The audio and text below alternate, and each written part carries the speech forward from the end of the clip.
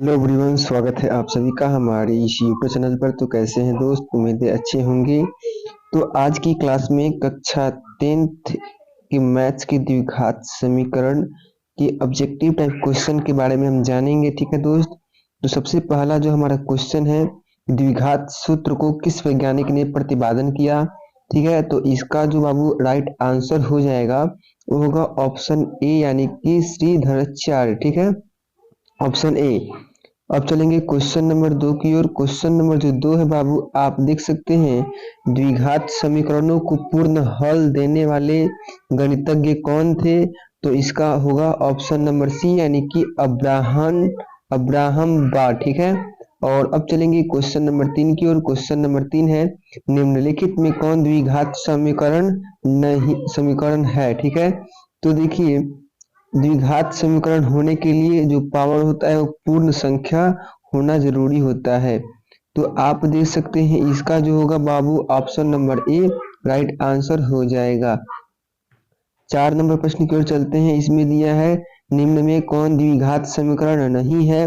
तो इसका जो होगा ऑप्शन नंबर बाबू देखिए पूर्ण संख्या कौन नहीं होगा, ऑप्शन डी राइट आंसर हो जाएगा। अब चलिए 5 नंबर प्रश्न की ओर चलते हैं। निम्न में कौन द्विघात समीकरण है। तो देखिए ऑप्शन नंबर डी भी इसका राइट आंसर हो जाएगा। अब चलिए 6 नंबर प्रश्न की ओर चलते हैं। शुद्ध द्विघात समीकरण को व्यक्त किया जाता है। तो इसका जो होगा ऑप्शन नंबर ए होगा, यानी कि A X square plus C equal to 0। 7 number प्रश्न की ओर चलते हैं। मिश्रित द्विघात समीकरण का व्यापक रूप होगा। ठीक है बाबू, क्या कह रहा है, मिश्रित द्विघात समीकरण का व्यापक रूप होगा, यानी कि ऑप्शन नंबर ए इसका राइट आंसर हो जाएगा। ठीक है। अब चलते हैं बाबू, नंबर क्वेश्चन दिया है निम्नलिखित में कौन द्विघात समीकरण नहीं है। तो option number B right answer हो जाएगा बाबू। ठीक है। अब चलिए 9 नंबर प्रश्न की ओर चलते हैं। 9वां जो प्रश्न देखिए, निम्नलिखित में से द्विघात समीकरण पहचाने। तो द्विघात समीकरण देखिए ऑप्शन नंबर बी हो जाएगा, क्योंकि ये पूर्ण संख्या है, इसका जो एक्स स्क्वायर का पावर है। ठीक है। अब चलते हैं 10 नंबर प्रश्न की ओर। 10 नंबर प्रश्न दिया है निम्नांकित समीकरणों में द्विघात समीकरण पहचाने। तो देखिए ऑप्शन नंबर जो बाबू डी है वो राइट आंसर हो जाएगा। क्या ऑप्शन डी राइट आंसर हो जाएगा। 11 नंबर प्रश्न की ओर चलते हैं। 11 नंबर प्रश्न दिया है निम्नलिखित में कौन सा द्विघात समीकरण है, यानी कि ऑप्शन नंबर जो बाबू सी होगा वो राइट आंसर हो जाएगा। ठीक है। अब देखिए 12 नंबर प्रश्न की ओर चलते हैं। दिया है निम्नलिखित में कौन सा द्विघात समीकरण नहीं है। तो द्विघात समीकरण नहीं है, यानी कि देखिए इसका पावर पूर्ण संख्या होना चाहिए। तो ऑप्शन नंबर डी क्या हो जाएगा, राइट आंसर हो जाएगा। 13 नंबर प्रश्न की ओर चलते हैं। 13 नंबर प्रश्न देखिए क्या दिया गया है, निम्नलिखित में कौन सा द्विघात समीकरण है। तो द्विघात समीकरण पूछ रहा है, यानी कि देखिए ऑप्शन नंबर ए बाबू राइट आंसर हो जाएगा, क्योंकि ये पूर्ण संख्या है। 14 नंबर प्रश्न की ओर चलते हैं। द्विघात समीकरण 2x plus 1 into 3x minus 2 के हल होंगे। ठीक है बाबू, यानी कि इसका आपको पूछ रहा है कि हल क्या होगा। तो ऑप्शन नंबर बी क्या हो जाएगा, sorry option number D right answer हो जाएगा। ऑप्शन डी इसका राइट आंसर हो जाएगा। 15 नंबर प्रश्न की ओर चलते हैं। इसमें पूछ रहा है कि 7x square minus 13x minus 2 के हल समुच्चय होंगे। तो इसका जो बाबू आंसर होगा ऑप्शन बी होगा, यानी कि 2 इंटू 1 माइनस 1/7। ठीक है। अब देखिए 16 नंबर प्रश्न की ओर चलते हैं। 16 नंबर प्रश्न पूछ रहा है x square minus 9x plus 18 के हल समुच्चय होंगे। ठीक है। तो बाबू इसमें आपको क्या करना है बाबू, इसमें कोई हल नहीं दिया हुआ है, तो option number D right answer हो जाएगा। अब चलते हैं 17 नंबर प्रश्न की ओर। 17 नंबर प्रश्न पूछ रहा है 2x square minus 5x minus 3 के समुच्चय हल होंगे। तो इसका हो जाएगा बाबू ऑप्शन नंबर सी, यानी 3 इंटू माइनस 1/2 राइट आंसर हो जाएगा। अब चलते हैं 18 नंबर प्रश्न की ओर। 18 नंबर प्रश्न पूछ रहा है बाबू कि 4x स्क्वायर माइनस 1 के समुच्चय हल होंगे। तो इसका जो होगा ऑप्शन नंबर ए हो जाएगा, यानी कि -1/2 और 1/2। ठीक है बाबू, तो 18 नंबर प्रश्न का क्या हो गया ए ऑप्शन। ठीक है। अब हम चलते हैं बाबू 19 नंबर प्रश्न की ओर। 19 नंबर प्रश्न क्या दिया गया है, इस समीकरण 3x² minus 2x minus 1 equal to 0 के एक हल है। तो इसका भी क्या हो जाएगा, option number A right answer हो जाएगा। ठीक है बाबू, हम चलते हैं 20 नंबर प्रश्न की ओर। 20वां जो प्रश्न है, समीकरण 6x² माइनस x माइनस 12 बराबर 0 के मूल हैं। तो इसका भी क्या हो जाएगा, option number A right answer हो जाएगा। 20 नंबर क्वेश्चन दिया है, समीकरण 6x² minus x minus 12 equal to 0 के मूल है। तो ऑप्शन नंबर ए बाबू क्या हो जाएगा, राइट आंसर हो जाएगा। 21 नंबर प्रश्न की ओर चलते हैं। इसमें दिया है 3x minus 1 into 4x minus 5 का समुच्चय हल होगा। तो इसका भी क्या हो जाएगा बाबू, राइट आंसर हो जाएगा ऑप्शन नंबर ए। ठीक है, आप हल कर सकते हैं। 22 नंबर प्रश्न की ओर चलते हैं। इसमें दिया है 9x² minus 3x minus 2 equal to 0 का एक हल होगा। तो इसको जब हल कीजिएगा तो भाई आएगा 2/3 यानी कि ऑप्शन नंबर ए इसका भी राइट आंसर हो जाएगा। 23 नंबर प्रश्न देखिए, 2y माइनस 3/y बराबर 1 का एक हल है। तो हो जाएगा बाबू 3/2 यानी कि ऑप्शन नंबर ए में दिया है, तो ऑप्शन ए इसका राइट आंसर हो जाएगा। अब हम चलते हैं बाबू 24 नंबर प्रश्न की ओर। 24 नंबर प्रश्न देखिए क्या दिया गया है। देखिए बाबू 24 नंबर प्रश्न दिया है, यदि x बराबर √56 प्लस √56 प्लस √56 का मान होगा। तो देखिए इसका जो होगा option number A right answer हो जाएगा। कैसे होगा, देखिए x इसको यहाँ दिया है तो बराबर √56 दिया हो गया है, 56 यहाँ हो गया 56 और प्लस इसके बदले आप लिख सकते हैं x हो गया। ये रूट हटेगा तो इधर स्क्वायर हो जाएगा, x²। ये प्लस में है तो इधर माइनस में हो जाएगा, जब इधर प्लस में तो इधर माइनस में हो जाएगा। -56 इक्वल टू 0। इस द्विघात समीकरण को जब हल कीजिएगा तो -7 और 8 आएगा, यानी कि option number A right answer हो जाएगा। 25 नंबर प्रश्न की ओर चलते हैं। 25वां जो प्रश्न है, x² plus 4x plus 5 equal to 0 के हल होंगे। तो इसका होगा वास्तविक हल नहीं होगा इसका, यानी कि ऑप्शन नंबर सी यानी कि राइट आंसर हो जाएगा। क्या, ऑप्शन सी इसका राइट आंसर हो जाएगा। चलिए बाबू चलते हैं हम 26 नंबर प्रश्न की ओर। 26 नंबर प्रश्न जो है, इसमें दिया गया है कि अल्फा और बीटा दो मूल वाले द्विघात समीकरण होंगे। तो इसका जो ऑप्शन होगा ऑप्शन नंबर ए होगा, यानी कि x minus alpha into x minus beta, option A इसका राइट आंसर हो जाएगा।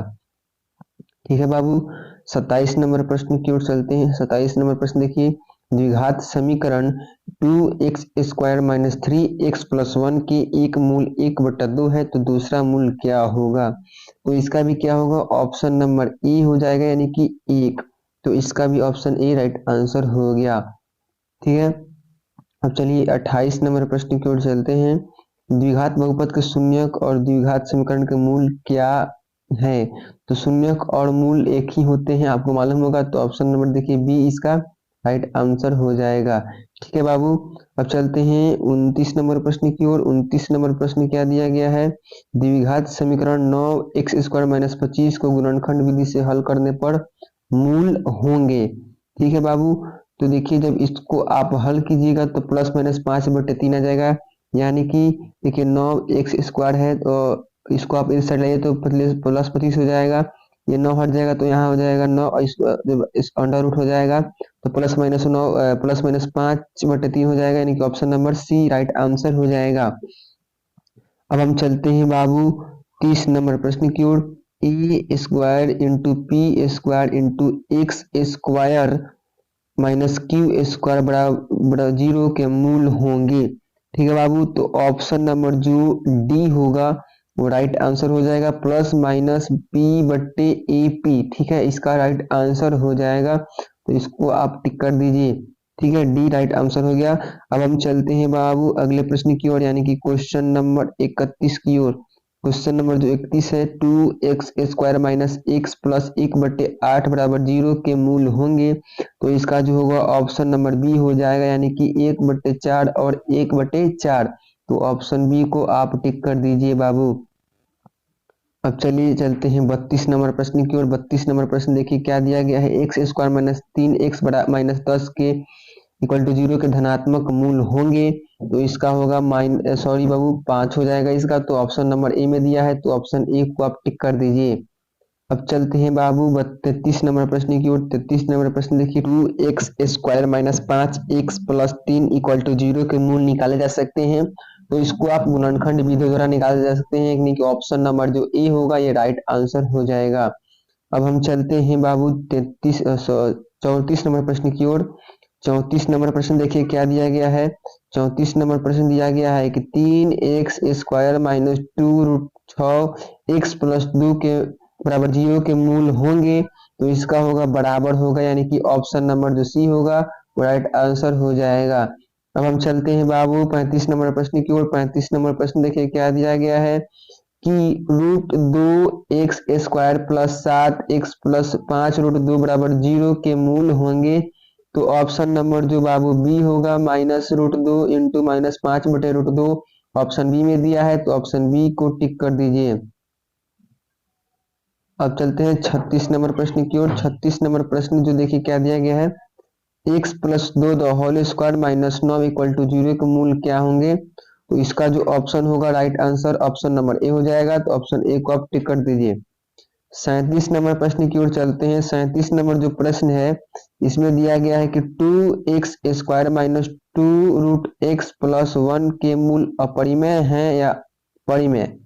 तो इसका भी आंसर होगा ऑप्शन ए, यानी कि अपरिमेय। तो अपरिमेय को आप टिक कर दीजिए बाबू।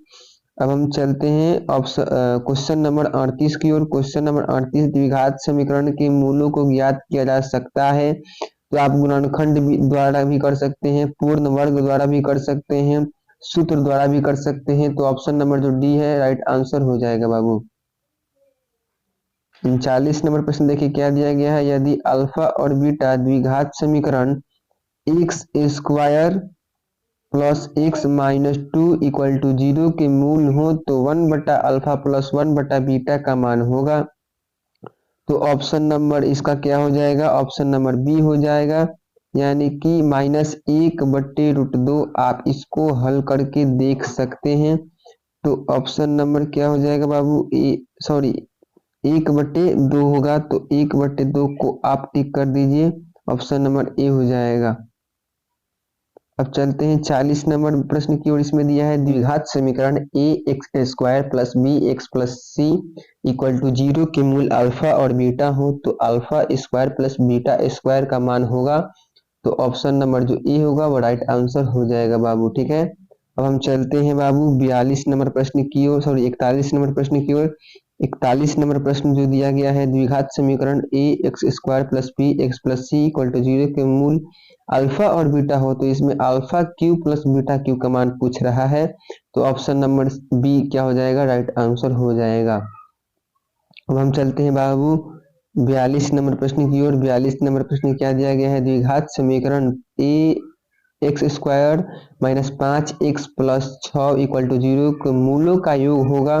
तो option number A right answer हो जाएगा, ठीक है, ऑप्शन ए राइट आंसर हो जाएगा।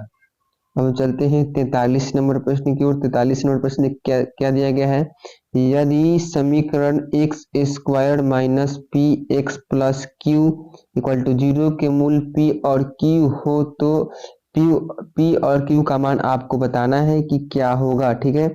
p और q का मान आपको बताना है कि क्या होगा बाबू, ठीक है। तो p और q का मान बताने के लिए सबसे पहले आपको इसे सॉल्व करना पड़ेगा, ठीक है। तो इसका जो राइट आंसर होगा ऑप्शन नंबर डी हो जाएगा, इसमें से कोई नहीं दिया गया है। अब हम चलते हैं 44 नंबर प्रश्न की ओर। 44 नंबर प्रश्न देखिए क्या दिया गया है, समीकरण px² plus qx plus r equal to 0 में विवेचक का मान क्या होगा। यानी इसमें आपसे डी का मान पूछ रहा है।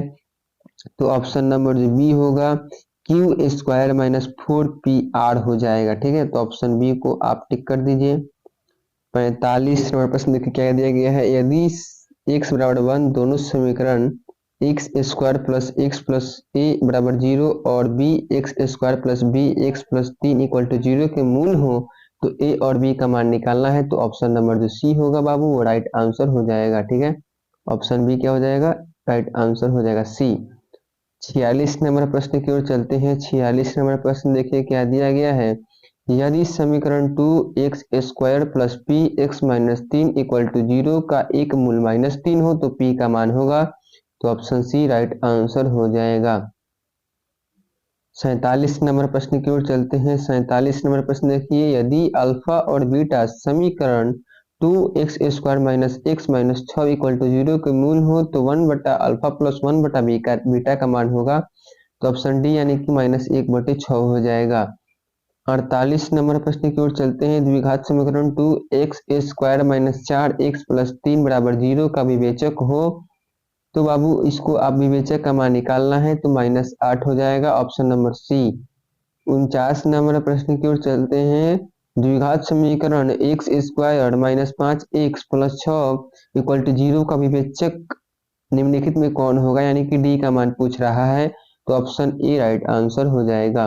50 नंबर प्रश्न की ओर चलते हैं। द्विघात समीकरण 3x² minus 2x plus 1/3 equal to 0 के विवेचक का मान होगा, तो option number A right answer हो जाएगा, तो ऑप्शन ए को टिक कर दीजिए बाबू। तो आज की क्लास में इतना ही, मिलेंगे अगली क्लास में, तब तक के लिए बने रहिए। और अगर क्लास अच्छी लगी हो तो चैनल को सब्सक्राइब और लाइक करना ना भूलें। और फिर आपकी डिमांड पे हम किसी और चैप्टर का ऑब्जेक्टिव लाएंगे जो कि बोर्ड एग्जाम के लिए काफी महत्वपूर्ण हो सकता है। मिलते हैं अगली क्लास में, तब तक के लिए धन्यवाद।